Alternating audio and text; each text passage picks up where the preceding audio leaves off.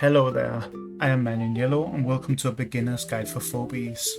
In this guide I will go over the most basic parts of the game's mechanics. I will talk a bit about the fundamental strategy and things like that, which are good to know before you start playing and will help you kind of beating your opponent a lot more. I will go shortly over things such as your collection, packs, how to set up your starter account so that you will have an easier time like later on and stuff like that. First off, I will just talk about like the very basic mechanics. So for a start here we have two game modes in Phobies. We have the async game mode and the arena game mode. In async, or just the normal play button, you play one turn at a time, then you wait for the opponent to take a turn and it returns to you. It has a 3-day wait time, or time where you can like wait to respond, so you don't have to play async every day if you don't want to. Arena, on the other hand, is one full game that you just play straight up and then like you get to see the full game. There's no waiting like a day or something in between. Other than those two, we also have some things in more over here, and we have quests and we have the collection. So just quickly go through those. In the quest tab, we have 4 different quests a day. This first quest is the same every day. It's Libby's quest. It's just starting 4 games and it gives you 10 coffee. And then you have some like more mixed quest here, which give you some XP, which you use to upgrade your phobies. And you have the card quest. In your collection, you will find all of the phobies that you own. Earlier on, it will not be this many. You will only have a couple in the first like couple days that you're playing, but you fairly quickly gain more. After like a week or two, you will have a lot more options and it will be a little bit more fun because you get to experiment with those new phobies. Then we have this more tab here, in which we can practice against bots. We can play with our friends and either play level 1s or like the normal levels, because phobies have levels, or we can do challenges. And those are sort of the most important tabs to know here. We also have stuff such as events, your options, your rank, and also like the shop, which I will get into later. But those are like the important ones to know. You just need to know the play buttons, the quest, and your fears. Also in the challenges you earn a little bit of resources as you do those. So they may be good to do early on, since they also teach you some parts of the game at least. I'm just going to go into a practice match here against a bot so that I can kind of talk about how the actual mechanics work inside of the game, because this is the actual game. The other one is essentially like a start menu or whatever you want to call it. But this is where we play Phobies. And I'm just doing against an AI first, so I get to choose the map and everything. But in a normal game, it would be a random map. Okay, the bot just didn't play anything there for some reason. So when you get into a game, you have vaults, or you and your opponent have vaults. And that is these, we call them vaults. You could also call them keyholes, whatever you want to do. And from those, we summon our phobies. So I'm just going to take the most basic phobia you can find, which is Razormouth. This is a phobia that everyone gets because you get it at stress level 1, which is something you get as you level up. I'll also talk more about that later. So we can just take that one and put out here, and then I can talk a little bit about what the phobies kind of have. So first off, you will see up in the corner here, there is a key with a 1 in it. That means that this phobia costs 1 key to summon. And you can see our total amount of keys up here. This is your reserve keys, the one that says 21. That is the amount of keys you will be given throughout the game. And the golden key is how many keys you have right now. Every turn on small maps you get 3 keys, and on large maps you get 5 keys. As player 1 you will start with 3 keys on small maps, and as player 2 you will start with 4 keys, so you get 1 extra key as player 2 just because you want to even out the game. Other than the key cost, which you can actually also see inside of the collection down here, a phobia has health, attack, movement, and range as the very basic stats. The drop up here is the health, that's quite obvious. That is how much damage it can take before it dies. Then we have the paw, or whatever that is, which is the movement. That is how far you can move with 1 action. We have the attack range, which is the arrow. And we have the attack damage. So if the opponent put out a phobia right now, which they didn't turn 1, and they put it out here, we could in theory walk up to it and hit it for 453 damage with this phobia. The goal of the game is to either kill all of your opponent's phobies that they will summon until they run out of keys and they have no more phobies on the board, or you can kill their heart, which is sort of like their character or whatever you want to call it, if you want to draw a parallel to some other games. If you kill the heart, the game will also end and you will win. Unless it's your heart that dies, then you'll lose, obviously. So that's kind of how the game works. Outside of just the normal things in Phobies, we also have a lot of Phobies with special abilities and stuff like that. For example, a Phobie could have this symbol down here. It could also be a purple one. And the green one means that you are poisoning enemies when you hit them with that ability or attack. If it had been purple, you would disease them.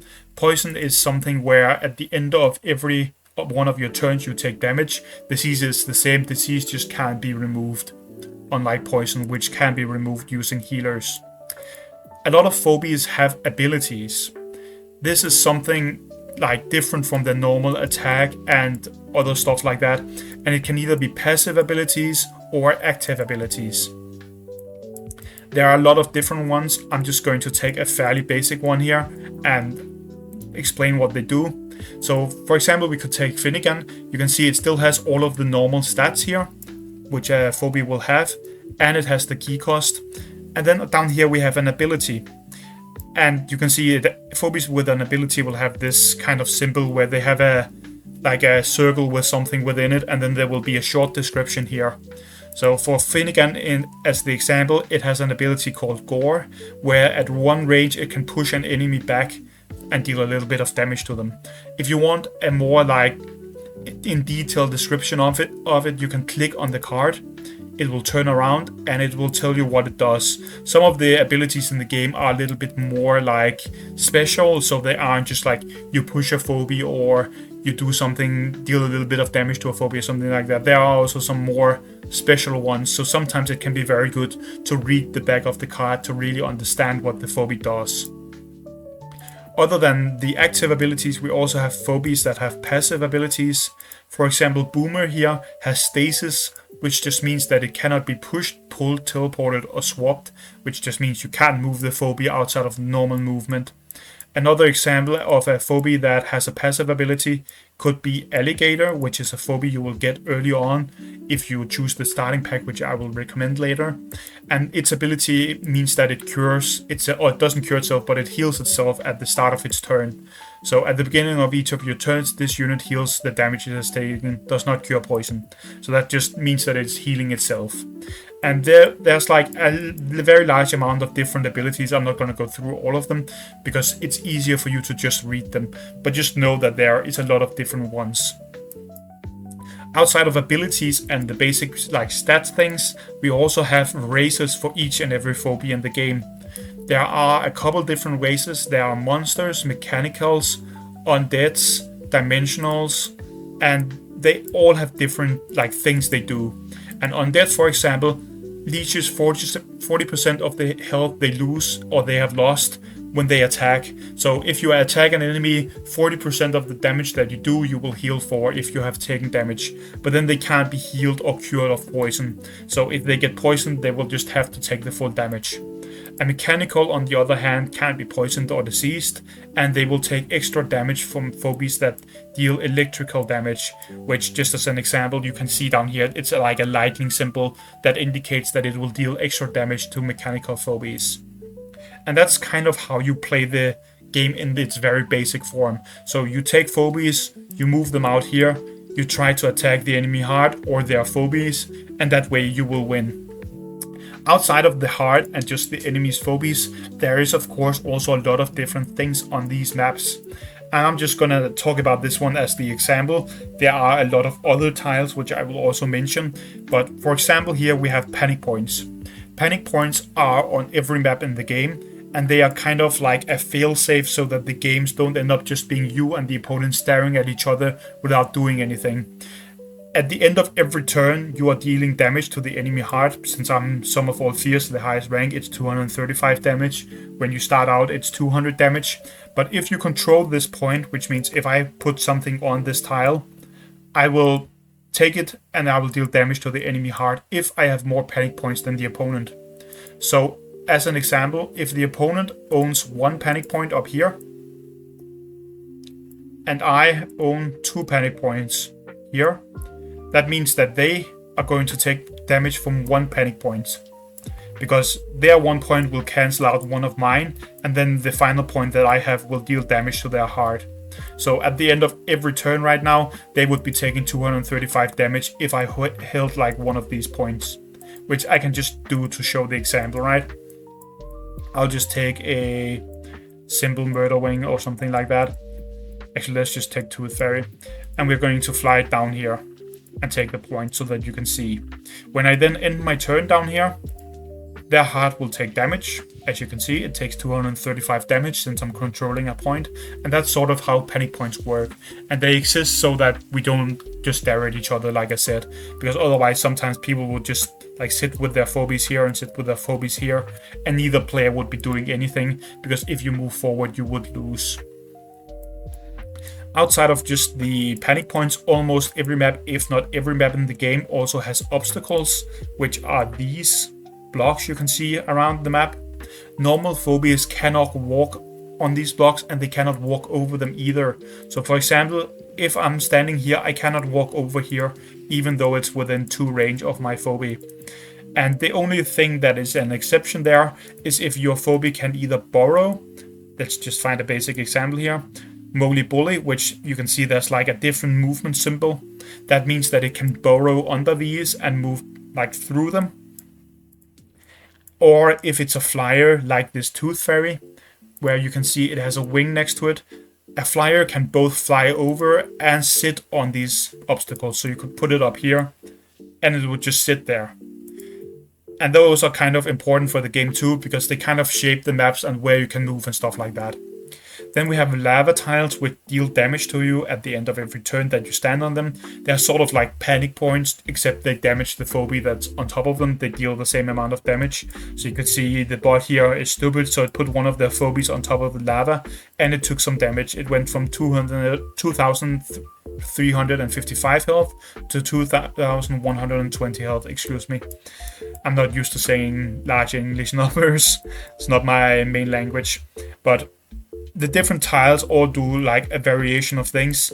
This is a infected ground, or as we just call it, a disease tile. And if you stand on that at the end of your turn, you will be taking damage, or you will get diseased and you will continuously take damage. I could also walk up, like I said before, and hit the opponent's heart to deal damage to them. Now these are just like the kind of mechanics that the game have, and those are the things that you play with. But there is a lot more to it than that, because there's something like called defender's advantage and attacker's advantage, kind of, where if you kill the opponent's phobies, they obviously cannot hit you back. So let's just say that I were within range of this. Actually, I can just end my turn and it will probably walk in range of me, and I can show you. If I walk up and hit it, they will just kill it. And that is kind of an important thing to remember. But then we are starting to get into like the very basic strategy parts of the game. But what I have told you so far has all just been like game mechanics, or whatever you want to call it. So now I will start talking about kind of fundamental strategy and things you should understand before playing. So as an example here, I could walk up with this Razor Mouth to hit their Sabi, and that would deal damage to it. If I do that, however, I am dealing 400 damage to it, and this Razor Mouth is just going to die, because you can see here, I am spending 1 action moving and 1 action hitting. The symbol or the number right below your phobie indicates how many actions it has to spend. And every phobie in the game gets 2 actions a turn, except 1 new phobie, but all other phobies are 2 actions. So if I move over here to hit the Sabi, or anywhere else to hit any of these, I will get 1 hit in, and then they will kill my Razor Mouth, because they can hit it twice, and they would also probably be able to kill it without even hitting twice, because this is a very small phobie. But that would mean that they get 2 hits for every one of my hits, and I wouldn't even be killing anything. I would be losing a phobie, and that is very important to understand, because that means that instead of just letting them kill my things, I should actually back off, and then I should start building a team. And once I have enough damage to kill this thing, in one turn, that is when I should go in and I should kill it. And once it's dead, it can't hit back, and then I will be at an advantage in the fight. There is a lot of new players, I would probably say this is the most common newbie mistake, who would just do something like this and start hitting this thing right here. And if you do that, the opponent is going to kill my Tooth Fairy, and they're going to kill my Razor Mouth, and I will have nothing on the board, and I will be very, very sad, because they are going to be sitting on board control. I will have nothing out there, and I will just be down keys. Like I said, this is something I see very often with new players, that they just walk up to hit the opponent without actually having any plan for how they will kill it or fight it in any way. So they end up just losing their phobies for free, and then eventually the opponent ends up just having way more units on the board, because they will keep on summoning things and you will not be killing their things, since you just fall further and further behind because they keep on having more resources on the board. So that is very, very important as like a very basic strategy thing that you have to build your team. I'm just going to exit this match now to like talk a bit more about it so we can start over again here. I'm just also going to take another map just for the sake of it. So here I will just like play a very basic form of game to show you like kind of what I meant. Again, they're gonna bank. You wouldn't ever do that as a normal player. It doesn't make any sense to bank all of your keys on turn 1. You should at least play a 1 key. But since they bank, there is nothing on the board. That means we can just walk out here and take a panic point. I'm just going to summon 2 phobies just to have multiple phobies on the board. And then we will see what they do. They will probably summon some large phobia again, which is fine for the kind of experiment we are having right now. Okay, so they choose to summon an erratic. So here is a very basic part of the game. You have to make sure that the opponent cannot hit you for free or kill your things for free. Those are very, very, very important. That's also kind of what I meant with walking up and hitting things. But even while just walking around the board, it's very important to like make sure that they aren't just dealing free damage to you, or that you are losing phobies without getting anything from it, because then you will just, like I said before, fall further and further behind. So a good way of making sure that you are not going to lose that way or just lose phobies is that you can click on the enemy phobia and you can kind of see its danger path here. This is what we call the one hit range. This is the range within which erratic, which is this phobia, can hit me once in a turn, which means they will walk one time and then they will hit me. Outside of that, there is also kind of a hidden zone, or a zone that this doesn't show, which looks something like this. It is a smaller one, and this is the zone within which it can hit things twice, and that obviously deals way more damage. It's twice the damage if they get to hit you twice, obviously. So I can see here that they cannot actually reach up here with this erratic, so I can take this point for free. There's nothing they can actually do about that, unless they summon something from the vault that can somehow hit this, right? But they cannot hit me here, and this cowbell, or not cowbell, this K9000 is also perfectly safe, just sitting here. We can, however, look at erratic and we can see it is a 6 key with a lot of health compared to the attack power I have right now. So my phobies combined do something like 1000 damage, because they are much higher level than this erratic, right?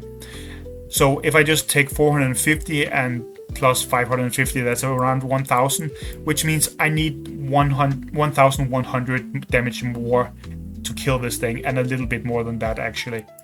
So I probably need 1200 damage ish to just kill this thing, which means I have to summon more phobies before I start fighting this thing. If I instead did something like this and just went all in on trying to fight this erratic early on, I would just straight up lose. This would hit twice and my phobies would be dead, because it's very, very strong, since it's a 6 key and it deals AoE damage. You can see the small symbol that is attached to the attack here, and then the 50% out here. That means it does damage to phobies around what it attacks. We call that AoE. So instead of walking in and trying to fight the erratic right now, I'm gonna stay out of its range so it can't deal damage to me for free, and I'm gonna build my board so that I can eventually walk up to this erratic and kill it.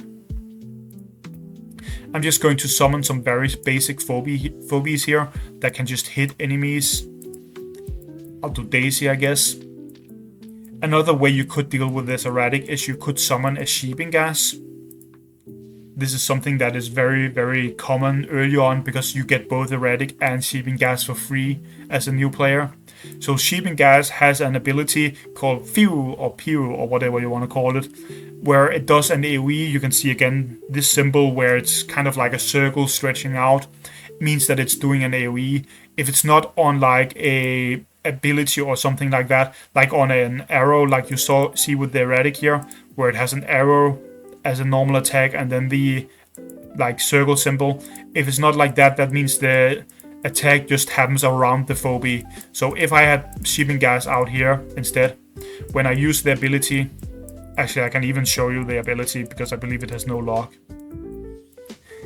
When I use the ability here, it does damage in a circle around it.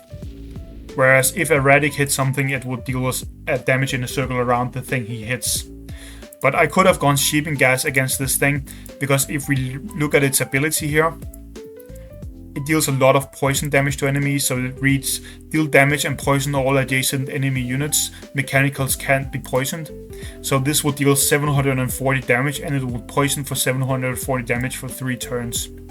If I did this on the Erratic, it would just take the poison damage and it would eventually die, because you cannot heal an Erratic since it's an undead. And already there you can see like the tribes coming into the game. Instead of doing that though, we are just going to summon some basic phobies, because this is like training in how to attack an enemy. So we have our phobies out here now. We can still not kill this Erratic unless it walks up to us to just take damage for free, which it could do, but it's not going to here. And then they're going to summon some more phobies, and they're gonna put them in a nonsense place, because again, this is a bot. So you can see they just summoned a 1 key here, and we can click on them to see what they are, and a 2 key here called Creep. And Creep actually has an ability. AWOL is just a very basic 1 key phobie. And they just put them out here to have more units on the board, is what you would normally assume at least. This is like a bot, so it's just doing something random, right? Again, we can see that the Erratic cannot actually hit up here. So if we want to, we can walk up here and hit their heart for free. Which I'm going to do just for the example, right? And then we want to bring in another phobie, because if we look at our phobies, like we said before, this is around 1000. Then we have 600 here. So we still need a lot more damage to actually kill this. We need like 500, 600-ish. So I'm just going to bring in Murder Wing, which is another phobie you get for free early on. And I'm going to put it out here. Actually, I'll put it here because then it can't be hit. You can see here again, I'm looking at the 1-hit range of the Erratic. And all of my phobies are standing right outside of the range, so that they cannot hit it for free. They could in theory walk over here and start hitting my heart, but I'm not really that scared about that, or scared for that, because I have way more phobies out and I would be able to kill them faster if they did that, since I'm also controlling panic points and I'm kind of ahead on the board, right? So I'm just going to end my turn here, and if the Erratic walked over here, for example, I could kill it right now because I have enough damage, and that's the very important thing in this game. And it is to like kind of create a team where you can threaten the opponent's phobies. So for example, we are going to kill these phobies, these small phobies that they have out here, and we are just going to kill them for free. As you can kind of already see, I have not taken any damage yet. All of my phobies are still alive and doing all well. And because the opponent walked into my range here without doing anything, they're just going to take damage and lose phobies for free. So my 1-hit range for the Daisy would probably look something like, what is it? It's like this, I guess. This is like my 1-hit range, or my double hit range, and then for 2-hit range it's way larger because it has 2 movements, so it could move here and hit here in theory. But they just walked into range of it without really doing anything, so I'm just going to straight up kill all of their phobies here if I can, which I believe I should be able to quite easily even. Oh, it didn't actually die from that. I think we can do it in another way, maybe, where we get to kill them in a way easier way. So I'm just going to be a little bit aggressive here, and I'm going to hit these phobies, and I'm going to kill them. And you can see now the erratic is in range of me, which means they are going to walk somewhere and do a large AoE attack on me, which it will of course deal a lot of damage. But I have already killed a 2 key and a 1 key for free because the opponent walked into my range without me being in their range. So I am 3 keys up on them right now in value. We can also bring another phobie out here. Let's just take a cassowary. This is a phobie that you can get from one of the starter packs, but I don't recommend going for that one. And it's also a very good phobie, so you will probably see that a fair lot early on. There I'm maybe just going to kill our Razormouth here, but that is perfectly fine, because we actually, like I said before, we have enough attack power to kill this erratic now, because we counted up how much damage we needed and brought it onto the board. So this erratic should just die here unless I've done my math wrong or something, which is very good for me. So this means that I'm killing a 6 key and I just lost a 1 key. That is obviously very, very, very good for me. And all of this is just from staying outside of their range and staying safe. Now you don't always have to necessarily stand outside of the opponent's range. I could have sat somewhere, because if they walked up and hit me once and I then hit them twice, they take way more damage than I do. But this is just as an example of how you can stay outside of the opponent's range. So you can see even here I have placed my phobies in a way where these two, they cannot hit me, because they are melee phobies with 2 movement, so they can only reach the red highlighted area here that you see. And all of my phobies are outside of that range. So right now I am just like very happy because I have killed a lot of their phobies for essentially free. Now I don't necessarily even need to stay outside of their range because I'm very far ahead now. So if they walk in to fight me, I can probably kill them for free. But I'm just gonna keep on being like outside their range for the sake of the example here.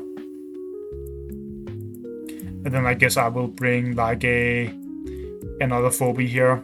Let's actually just go stabby. This is another very common phobie you will see early on, because a lot of people get this from the starter pack, and you should be getting that from your starter pack. But this is essentially like the very basic part of the game, which a lot of players don't seem to understand when they just start, which is that you have to like look at what the opponent can do and then look at what you can do, and you have to think of it from both sides, because like if you only think about what you could do, then the opponent is going to punish you when you walk too far forward. And if you only think about what the opponent could do, then you miss opportunities which you could maybe have found where you could deal damage to them or do something good for you. I believe we can actually kill the Minotaur here. Also, I don't think I talked about the dimensional passive here. Dimensionals, they deal damage to enemies and pull them in if they are killed, and they take more damage from disease and poison, but they can cure it. Lastly, there is also monsters, which is Minotaur, for example. They just have no effects. There's no effects for monsters. So we can actually hit the dimensional here to move ourselves forward and get in range of this thing if I want to deal extra damage to it. I can't quite kill it fully because I use the ability on my Murderwing, but I can just move my phobies out here and claim all of the panic points, which you will then see deals a very large amount of damage to the opponent's heart. They take 900 damage, which is a lot, because you only have like 3000 health left at this point in the game. So that is obviously enough that you are going to die very, very soon if you don't do anything about it. And this is kind of just the basics of the game. But like I said before, you don't really need to stay outside of Phobies range all the time. Sometimes you can kind of walk up fairly close to the opponent, but just outside of that double hit range, and be very, very scary to them too that way. And that is perfectly fine to do in a lot of cases. But that doesn't actually one-hit it. Guess I'll just do this then. But there's also a lot about not wasting your hits. Like you could see there, if I used the Stabby and the K9000 to kill that phobie, I would have used 2 hits. Instead, I can use 1 from Daisy, which is a lot better. Because then I'm gonna be able to deal more damage this turn if I want to. And I'm actually going to like put myself in range of these phobies just for the sake of the example. So you can see K9000 is a melee phobie right here. So that means its double hit zone looks like this. It can only hit phobies twice right now in the zone right around it. and its one hit zone is slightly larger because it has 2 movement. So it could move over here and attack me once, or it could attack me twice if I stood right here. So what I can do if I just want to be aggressive is I can move over. Oops. I can move over and I can sit right here. Let's actually do that. I can sit right here and the K9000 won't actually be able to hit me more than once, which means they wouldn't be able to kill either of these Phobies. Now, of course, they can summon something from their vault to do damage to me, but this is just for the sake of the example. You could do this with range Phobies a lot of the time, where you just sit right outside of range and they will not be able to hit you. Again, this is a bot, they don't really do anything. Okay, I guess they hit me here, but like they are not going to be like a good example of a player here. But I just wanted to kind of showcase the zone thing, because that is the most important part of the game to understand as a newer player, in my opinion. Like, because if you don't understand the zoning thing and you walk into the opponent's attack zone, you're just gonna lose Phobies, like you saw with the AWOL and the Creep early in the match there. They're just gonna die for free and you will fall behind, and it will be very hard for you to come back in a game. Outside of those like very basic things, I'll just go into a game again here.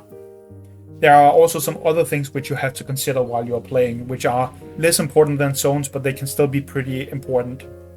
So first off, you have to be careful of going too close to the opponent's vault. You also saw that a little bit there with, I actually don't remember now if any of the Phobies died, but they summoned Phobies and immediately attacked my Phobies. If you stand too close to the opponent's vault, or if they stand too close to your vault, they can just summon a Phobie and start hitting your things. So for example, if I put a Razor Mouth here, they could take their Razor Mouth, walk over here and hit me. And that means that they just get to have free tempo, because my Phobies are going to die for free if I get too close to here, because they will have both the attack from the Phobies they have out here and from whatever they summon. So they will essentially like be up whatever amount of keys they have in their bank on me for that play. So it's very dangerous to go close to the opponent's vault. It doesn't mean you should never do it, but you have to be careful with it, especially because there are also Phobies which can reach much further. So a normal 1 key or a normal 2 movement 1 range, which is 1 keys, there are no 1 keys with range. So a normal 1 key with 2 movement and 1 range would be able to walk over here and then hit the Phobie right here, because it has 1 range obviously, right? If on the other hand we have a Phobie that has range, such as for example a Spot, you could walk over here. It has 2 movement and 2 range. You could walk over here and hit here, which means that if the opponent stood here with one of their Phobies, I would be able to deal 499 extra damage to them, in addition to the other Phobies I have out here. There are also a couple Phobies that can reach even further into the map. The like very common ones being Jar Cannon, which you get for free at the start of the game. Jar Cannon can reach very far into the map because it has 2 movement and 3 range, which means I can hit these tiles all the way out here. So even like from the vault, I can hit Phobies that are standing right here with the damage from the Jar Cannon, which is something you have to consider, because if you calculate that your Phobie will survive with 200 health and you then walk over here and do a play and the opponent then summons a Jar Cannon and kills it, that can be very, very bad for you. Another Phobie that can also reach that far into the map is Snowball. Snowball deals a lot more damage and lights Phobies on fire, so it could run over here and light you on fire, dealing over 400 damage at level 1 to you. So that is rather dangerous for you. So you have to be careful that you don't get too close to the opponent's vault, or that you don't like get sniped by some Phobie. We call it vault sniping. Like you get sniped by a Phobie that walks out here, because if I'm doing something aggressive and one of my Phobies end up being here and they like walk out here and they attack it and then they attack it with something else too, my Phobie might just die for free while they are also fighting back and killing one of my other Phobies. So then I end up losing 2 Phobies for only killing one of theirs, maybe, just as an example. So that is very important to think about. Other than that, you also want to make sure that you mix your Phobies correctly. What I mean by that is that there are sort of like a bunch of different types of Phobies in the game. We have the very basic melee Phobies with 2 movement and 1 range. Those are just like the very basic thing that you see a lot of. These are one keys, for example, but it can also be many other phobies. For example, Quagmire here has 2 movement and 1 range also. This is kind of like a small version of the alligator we looked at like earlier in the game or in the video. Outside of those, we also have phobies that have 2 movement and 1 movement and 2 range. We call these turrets. These are very strong for controlling maps on small maps. They are very strong for controlling the map because the mobility problem doesn't really mean that much for them, since they can still get out here fairly fast. So a phobia like Bone Mangles has a lot of attack power and range and health for its cost, but it's very slow to like move around because you only have 1 movement. A phobia like Razormouth has 2 movement and 1 range, which is sort of the worst kind of thing outside of 1 movement and 1 range. But it's still fine because they usually make up for it either by having good stats or by having special abilities, those phobies. So those are like 2 types of phobies. But then we also have 2 movement, 2 range phobies. These are phobies that are both mobile and have range, which is very, very, very good because you can move them around easily and you can also deal damage to enemies easily. They have very large zones, so to speak. So the main difference between a ranged phobia and a melee phobia, actually I'll put out 2 of these here just to show it. Let's just take any melee phobia. You can take Contortio, and then we will take a range phobia, which will just be Spot. The difference between these 2 is that the 2-hit range for this 1 range phobia compared to the 2 range phobia is much less large. So the 1-hit phobia can only hit right here twice, whereas the 2 range phobia can hit all the way around it in 2 tiles area, which means it's zoning for itself essentially. It can fight back against enemies. So if the opponent had a melee phobia out here, let's just say it's the Contortio, it's the opponent's Contortio, and I walk up to them with my range phobia and hit them here, I would just do damage to them for free, and if they walk up to me, I can hit them again 2 times. So they would only be hitting me once, whereas I would be hitting them 3 times. And that makes ranged phobies a lot more powerful than melee phobies, generally speaking. Of course, that doesn't mean there aren't good melee phobies. They usually just have powerful abilities to make up for the fact that they are melee. 2 movement, 2 range phobies usually have way less stats as compared to 1 movement, 2 range phobies.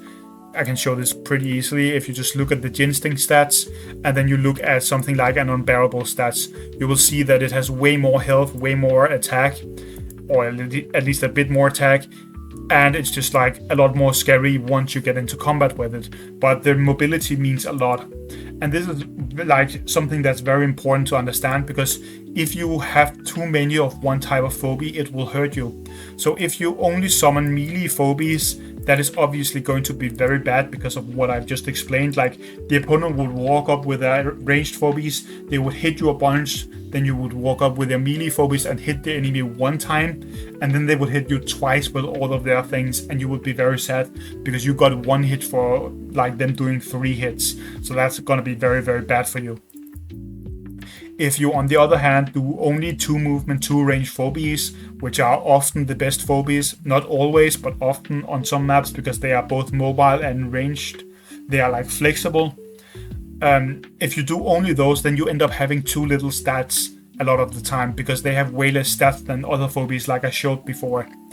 And if you, on the other hand, only do 1 movers, then you will end up with problems with moving around, because if you have a 1 mover sitting here, here, and here, you kind of can't move around a lot. You can't go over here to protect your heart if the opponent tries to do something weird over here. And if the opponent sits here, one of your phobies will not be able to walk over to them and hit stuff, just because you will want to occupy the same spaces. And that can be very, very annoying. So instead of that, you have to like mix the phobies a little bit. So for example, if I have a 1 movement phobia with 2 range sitting here, I can hit right here. And I could have a 2 range or 2 movement phobia with 2 range sitting here, and maybe a 2 movement phobia with 1 range here, just as an example. That would mean I could walk over here and hit something. I could walk this over here and hit something, and then this could also move with me over here, so that I could move in with all of my phobies at the same time. If the 2 movement phobia was maybe over here or something, I could even move in with everything and hit something all at once. So it's very important to mix your phobies a little bit to a certain degree. You have to kind of figure out, depending on the map and what the opponent is doing, how many you can bring of each type of phobia, and that's something you learn as you play the game. Outside of those 3 types, which are the mobile melee phobies, the slow ranged phobies, and the mobile ranged phobies, you also have some like more niche ones which also exist in the game. For example, numbskull, which is 1 movement and 1 range. There are some of these. They usually have very, very, very high stats compared to their cost, but they are also very easy to be annoying to, because if you have one of these walking around, I can just walk over and hit it for free and it can't really do anything to me. So it's very easy for me to fight those. And you can also like do a thing where if they walk forward, you hit them and then you just move 1 tile backward. And if they walk forward again, then you hit them and you move backward, and they will never reach you as you just hit them a bunch. So those phobies often need some kind of support for them to reach the enemy, or that you need to be in a position where the enemy has to walk over to you and fight you. Outside of those, we also have 1 movement 3 range phobies and 3 movement 1 range phobies. The 1 move 3 range phobies are very scary. There aren't that many of them, but they are very scary because you can have them sit behind your strong turrets and then you kind of just get to hit enemies a bunch for free. Outside of those, and they also don't really suffer from the same kind of problem with like having to move around, because their range is just so big that they can hit from pretty much anywhere. Then we have the 3 movement 1 range phobies. You don't really use those very often on small maps outside of Snowball, which can, it has a ranged ability, so it's not really a melee. But if we just look at a basic 3 movement 1 range phobia, you don't really use those that often because you don't really need that much mobility for most maps. On larger maps, they are more common. On a small map like this, you would pretty much never use them unless there's like some very specific scenario.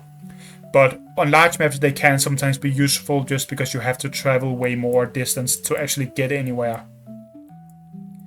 Now we're just going to summon some phobias here, and I can kind of talk about what I'm going to do. I'm going to use some of the, or maybe even just starter phobias.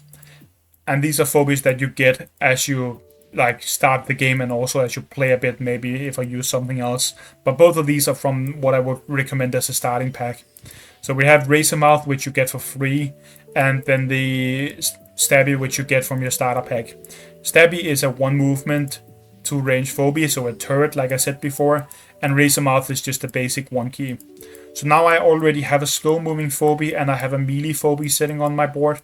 I probably don't want another slow moving phobia, because if I move it out here, it has to not only move here and then over here, but I end up just occupying too much space and being too slow. It also makes it way harder to go offensive towards the opponent, because my Stabby can only move 1 tile and hit something here, so I can't actually attack this right now. And if I have only slow moving phobias with high stats, it becomes very hard to actually do anything offensive outside of if the opponent walks up to you for some stupid reason. So here we are going to bring a mobile phobia. I'm just going to bring Murderwing, another one of the very common phobias in the game, and I'm going to put it over here so that we can hit the opponent if they walk over here. And then I will move my Razor Mouth. Actually, I will just let the Razor Mouth sit there. And now I have both a mobile phobia, I have a melee 1 key, which I can use to take the point if I want to, and I have my slow and strong turret. They're just going to walk up and hit me here, which is probably fine. That doesn't really matter. In a normal game, I wouldn't let them do that, but this is just for the sake of the example. So I'm just going to hit them back here for a bunch of damage. I could either do this and be very aggressive, which is one option. I can't quite kill the Klepto here because I didn't move my Razor Mouth forward like I probably should have. But I can do a lot of damage to it. If I do this, they will hit me again and again, and I will take a very large amount of damage. I might even lose one of my phobias if I'm unlucky. I could also do something like this. Or not unlucky, but like if they just choose to kill it. There's no luck involved in this game. But If I do this instead, I'm staying outside of its range with my fast but like less high stat phobie, and I can walk forward with my strong, slow phobie and hit them. And that way they are fighting a phobie that only costs 3 keys with their 6 key, and they are nearly even in stats, as you can see. So this 3 key is very good for fighting this thing right now, but this Murder Wing would not want to fight it because it may just die for free, which we don't want. At this point I can see that they are walking up to me, so I could choose to bring another turret. I could also choose to bring something fast if I really want to fight them or something like that. I'm just going to bring like a basic phobie here. What should I do? Let's just do K9000 to it, because this is also something you get fairly early on. And then I can hold the key for next turn, because any keys you don't use, you are allowed to use on the following turns. So this will allow us to bring a larger phobie next turn if we want to. And now they're just going to hit me a little bit because this is a bot. They would probably have moved back if they were a normal player. But you can kind of see here, I'm standing within their range and fighting them, unlike the game from before. But as long as they are unable to actually kill my things, I will have the same amount of attack power as I did like on the turn prior. So right now I can still kill these things despite my stabby being damaged, because my stabby doesn't lose offensive power until it's dead. So it's about killing the enemy phobies so that they lose power on the board a lot of the time. Instead of going in and only dealing damage to several enemy phobies, it's much better to kill one enemy phobie and then do a little bit of damage to something else, for example, or just straight up kill one enemy phobie. And you almost always want to focus the enemies that have the most attack power, just because those are the most dangerous ones, most of the time at least. So here we're just going to hit with everything that's close here. So we kill the K9000 very easily, and we can also kill this very easily. We can even walk forward and hit the Ted here if we wanted to, but if we do this, the Ted may kill the stabby with a jar cannon. So the Ted can't kill it by itself because it's under-leveled. So right now the stabby would be safe. However, they could take a jar cannon, move it over here and hit my stabby, which would allow them to kill the stabby, which I don't want them to. That would be annoying for me, because stabby is one of my very strong phobies. So now I'm just going to bring another phobie to really like push ahead. I could also choose to save the keys here for a very large phobie since I'm ahead, but I'm just going to push further ahead here, and I'm going to bring a primate, which is a fairly large phobie. It's a 4 key that's fairly large on small maps. On large maps it would be small, but on a small map this is a fairly dangerous phobie to see for my opponent. So I'm just going to bring it out here and sit here. And at this point the game is kind of already over, because they have lost multiple phobies. They have lost a total of 8 keys on fighting me, and they haven't killed anything I had. And that is because they brought some very slow phobies that were melee without any support for them. And then they brought a fast high cost phobie, but this fast high cost phobie can't really fight my slow strong phobies.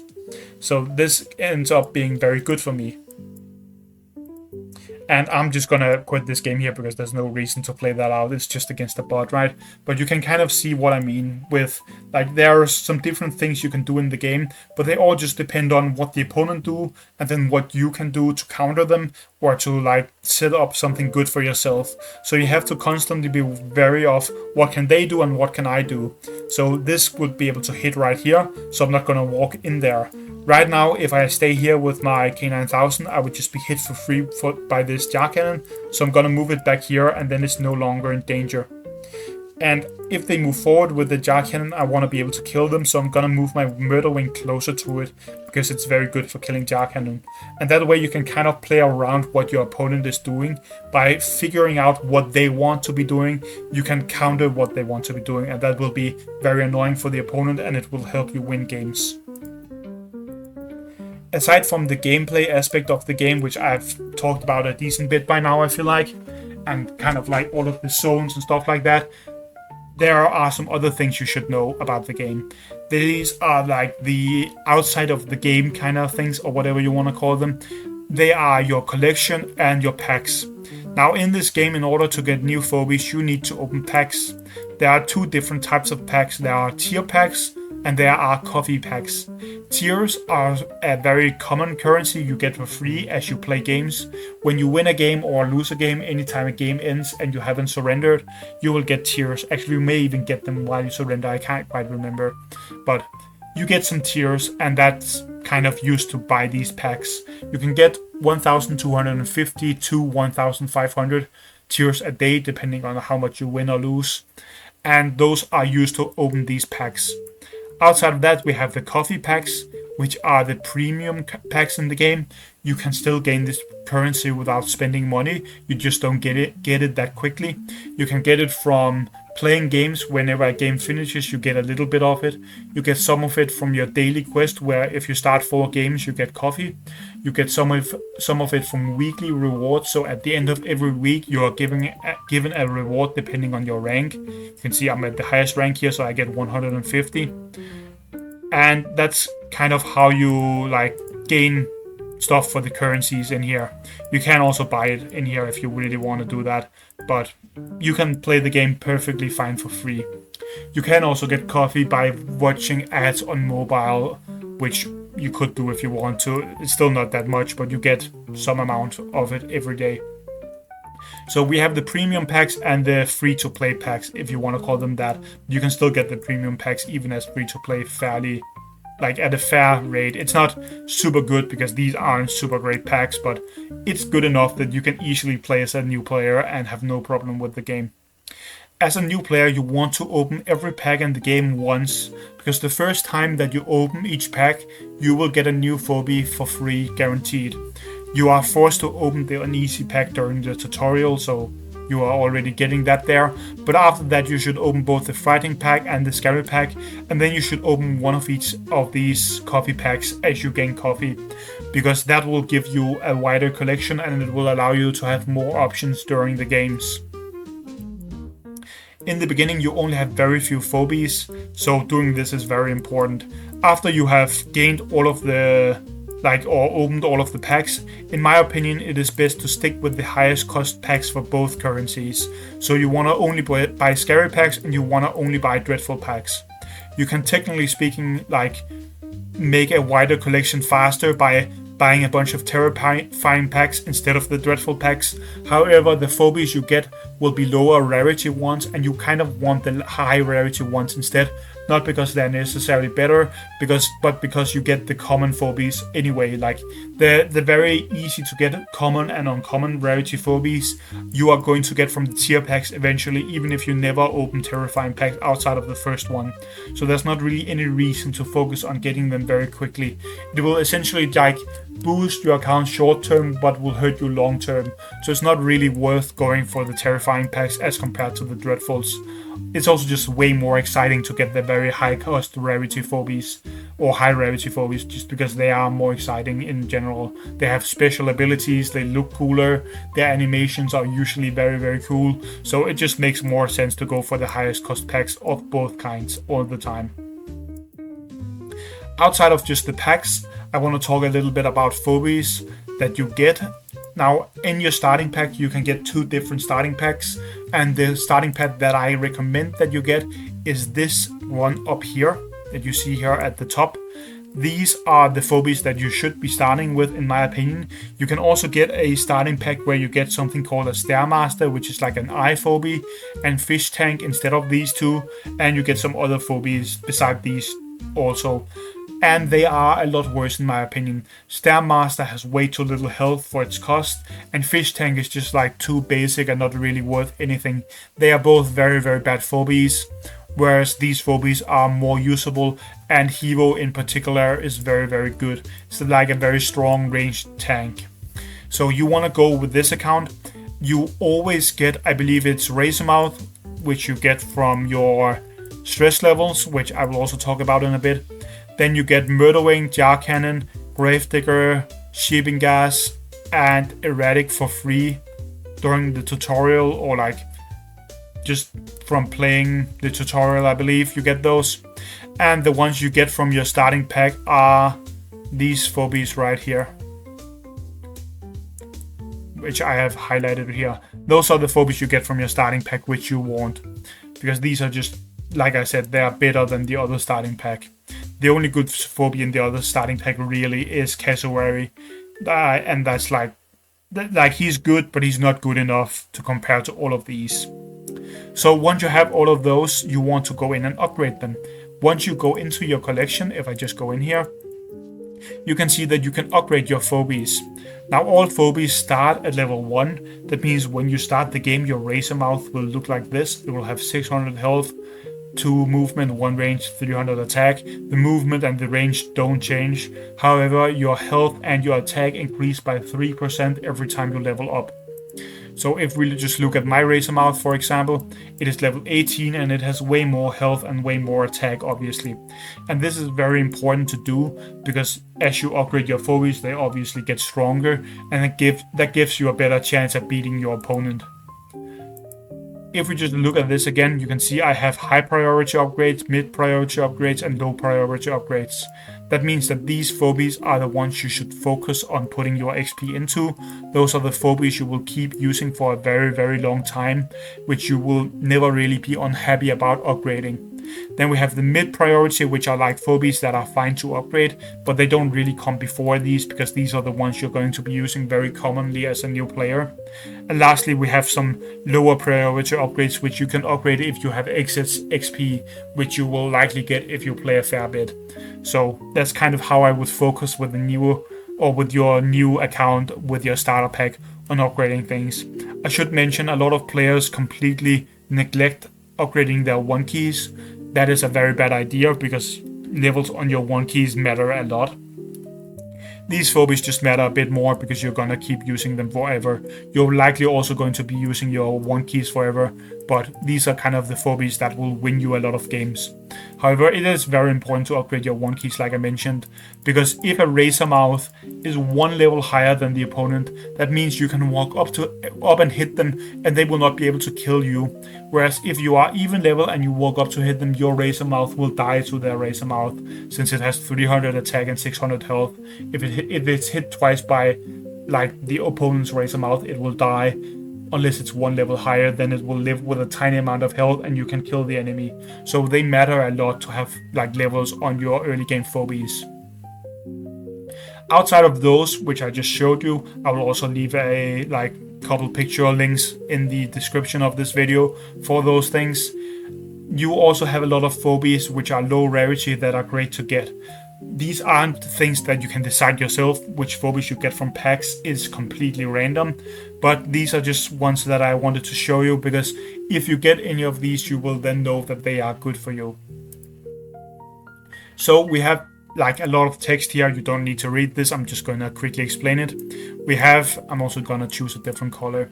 We have the super good low rarity phobies to get.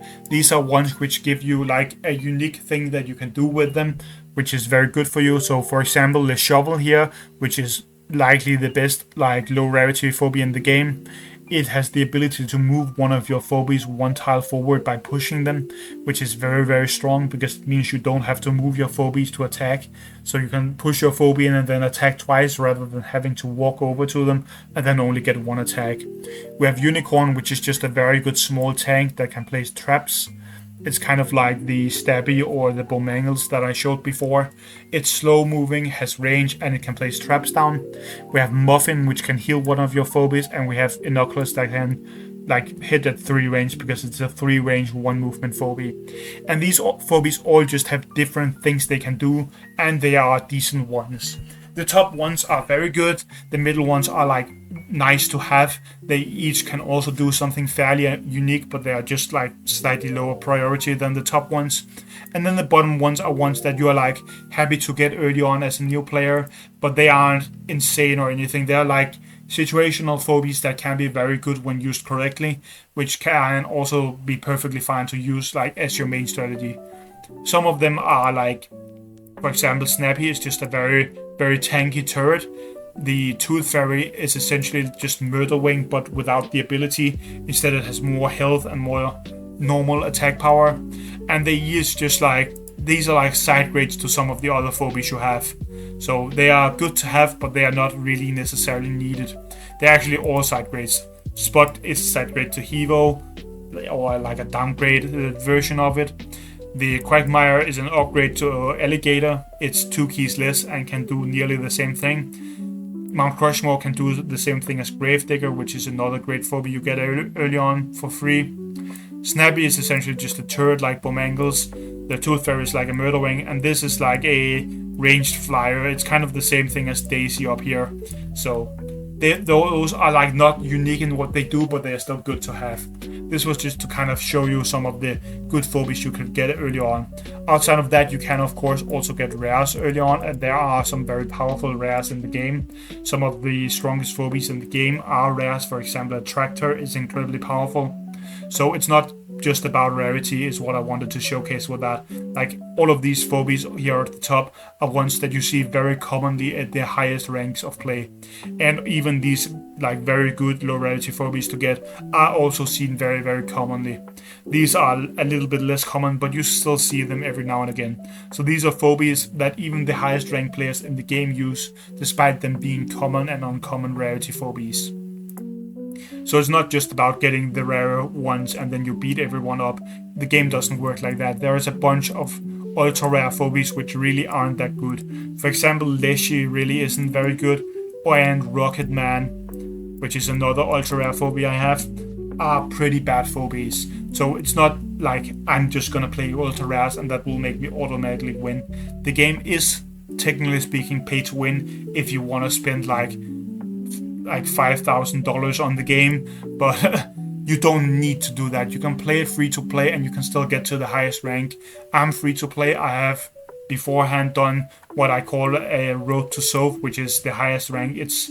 We call it Soph, but it's named Sum of All Fears. Soph is just the short for it, where I've created a new account and I've climbed to the highest rank in just a couple of weeks with a completely new account. So it's possible. It just depends on how well you play the game, and that's about it. Anyway, that is pretty much everything I have to say here at the beginning. There really isn't that much other stuff to cover. I guess I could cover something with key management, but I feel like that's kind of higher level for like most of the matches. These are like the core things you needed to know to really get started with phobies and not play completely terribly. So I will see you guys in the next video. If there is anything I missed or something you want to know or you have any questions, feel free to leave a comment, and I will see you guys in the next video. Bye.